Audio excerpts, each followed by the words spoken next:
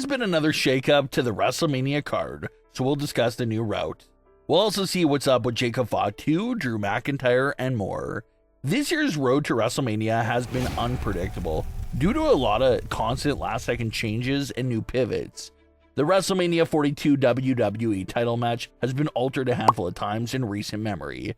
Originally set to be Roman versus Cody, then a triple threat between Drew, Cody, and Jacob, to Drew versus Randy, to now Cody versus Randy. So what's happening here?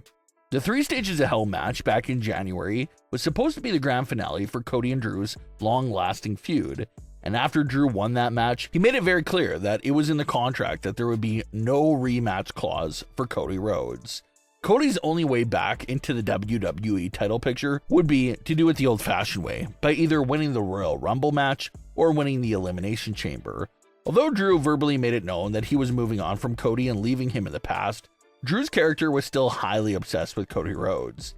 Even as the defending WWE champion, Drew was still chasing Cody around, interfering in all those big matches, making sure Cody never had a road back to the WWE title. Drew did this a handful of times during his 2 months as WWE champion, always making sure to block Cody's path to the WWE title whenever he got the chance. And Drew did it once again at the Elimination Chamber, and this was the last straw that broke the camel's back for Nick Aldis. Since Drew was being so over the top and trying to prevent Cody from becoming the #1 contender, Nick Aldis said that Drew would have to put the title on the line against Cody on Smackdown. Drew was very upset with this move. He claims it was a clear breach of contract to the terms that he previously settled of Cody not getting a title rematch without earning it. Drew said that Nick Aldis violated that part of the contract and his title defense should have never taken place. So we'll see how that part of this story goes in the future. But getting back to the title match between Cody and Drew, Drew took out the referee and grabbed a chair to finish Cody off, but it was Jacob Fatu who appeared to grab the chair and stop Drew McIntyre from winning the match. Cody capitalizes on becoming the new WWE champion for a 3rd time, ending Drew's title reign at just 56 days. The initial fan reaction online to this decision does appear to be a bit negative. A lot of fans are disappointed with the short title reign for Drew McIntyre. A lot of people expected him to have at least walked into WrestleMania 42 as champion, but him losing it now is making a lot of people question the logic behind him winning the title at all in the first place. What purpose did that title reign even serve?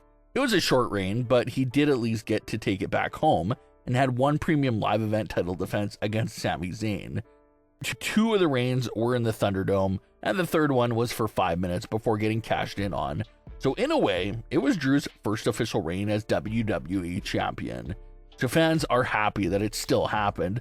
They're just disappointed with the ending of it.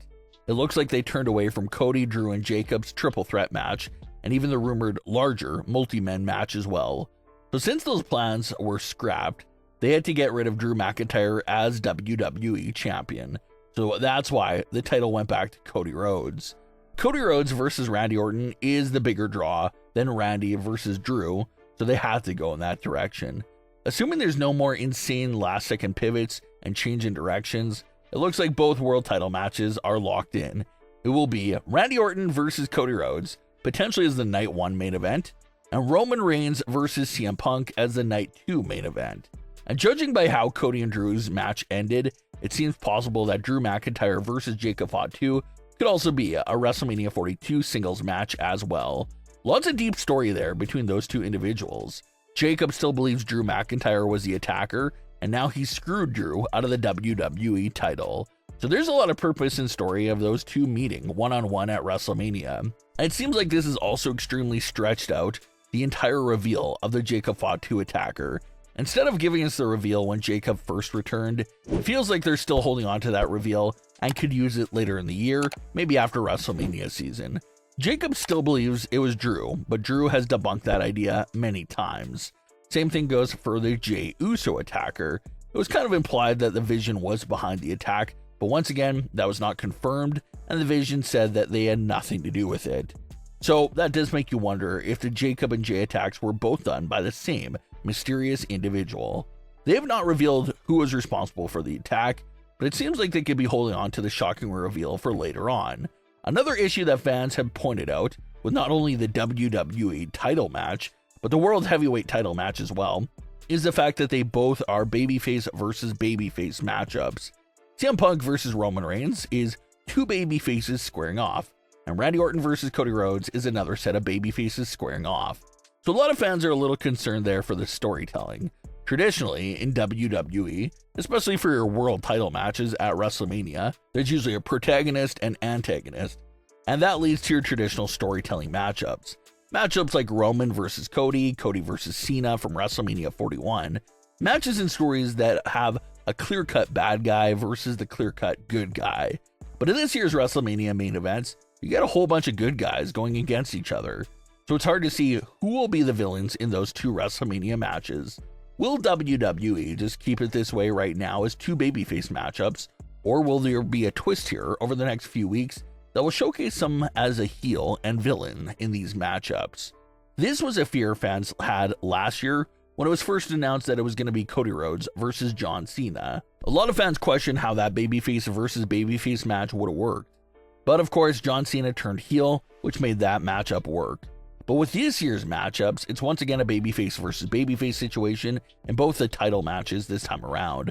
Out of all four men here involved with both world title matches, it seems like fans are looking at Cody Rhodes as the individual that makes the most sense to turn heel, especially if the big twist behind the Jacob and Jay attacks is that Cody Rhodes was behind it. That could really set things off in a big way.